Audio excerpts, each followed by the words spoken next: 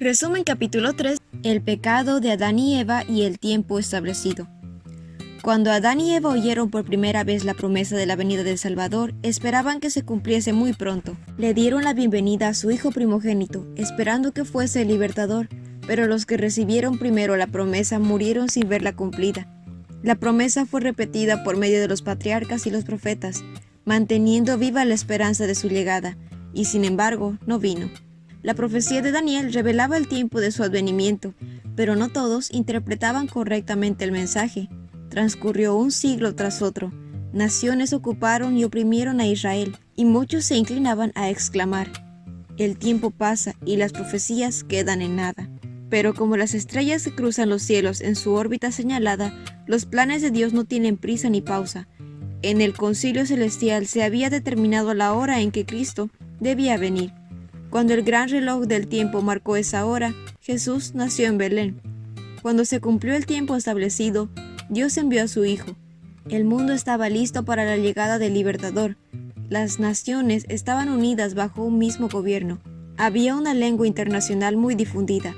De todos los países, los judíos de la diáspora dispersos por el mundo viajaban a Jerusalén para asistir a las fiestas anuales. Al volver a los países donde vivían, podrían difundir por el mundo las noticias de la llegada del Mesías. Los sistemas paganos estaban perdiendo su poder sobre la gente. La fe del pueblo de Israel se había empañado y la esperanza casi había dejado de iluminar el futuro. Las personas vivían su lamento sin consuelo, esperaban con ansias la llegada del Libertador. Fuera de la nación judía hubo personas que buscaban la verdad, y a estas Dios les impartió el espíritu de inspiración. Sus palabras proféticas habían encendido esperanzas en los corazones de millares de no judíos, los gentiles. Desde hacía varios siglos las escrituras estaban traducidas al griego, idioma extensamente difundido por todo el Imperio Romano. Los judíos se hallaban dispersos por todas partes, y hasta cierto punto los gentiles también esperaban la venida del Mesías. Entre los paganos había personas que entendían mejor que los maestros de Israel las profecías bíblicas concernientes a la venida del Mesías. Algunos de quienes esperaban su venida como libertador del pecado se esforzaban por estudiar el misterio del sistema orgánico hebreo. Pero el pueblo de Israel estaba resuelto a mantenerse separado de las otras naciones y no estaba dispuestos a compartir el conocimiento que poseían acerca de los servicios simbólicos. El verdadero intérprete, aquel a quien todos los símbolos representaban, debía venir y explicar su significado. Entre los judíos quedaban creyentes firmes que habían preservado el conocimiento de Dios. Las palabras del moribundo Jacob los llenaban de esperanza. El cetro no se apartará de Judá, ni la vara de mando de sus descendientes, hasta que venga aquel a quien le pertenece. El poder decreciente de Israel anunciaba que se acercaba la llegada del Mesías. Estaba muy difundida la expectativa de un príncipe poderoso que establecería su reino en Israel y se presentaría ante las naciones como un libertador. El tiempo establecido había llegado. La humanidad, cada vez más degradada por los siglos de pecado, necesitaba la venida del Redentor. Satanás había estado obrando para ahondar y hacer insalvable el abismo entre el cielo y la tierra. Había envalentonado a las personas en el pecado. Se proponía agotar la paciencia de Dios, con el fin de que abandonase al mundo al control de Satanás. La batalla de Satanás por la supremacía parecía haber tenido un éxito casi completo. La oscura sombra que Satanás había echado sobre el mundo se volvía cada vez más densa. El mayor triunfo de Satanás fue pervertir la fe de Israel. Los paganos habían perdido el conocimiento de Dios y se habían ido corrompiendo cada vez más. Así también había sucedido con Israel.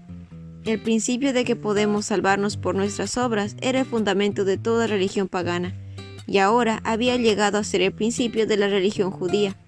El pueblo de Israel estaba defraudando al mundo al mostrar una falsificación del Evangelio.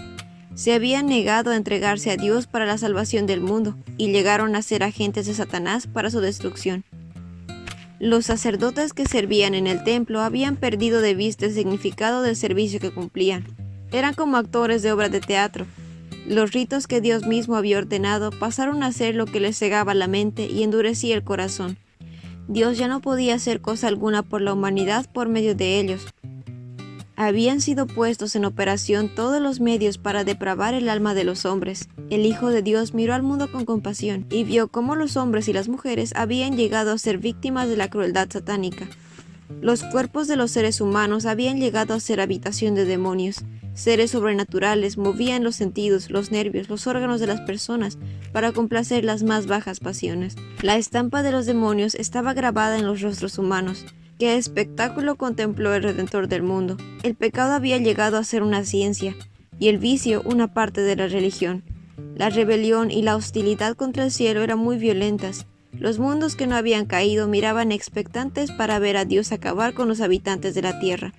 ¿Y si Dios hubiese hecho eso? Satanás estaba listo para llevar a cabo su plan, de ganarse el apoyo de los seres celestiales. Él había declarado que los principios de gobierno divinos hacen imposibles el perdón.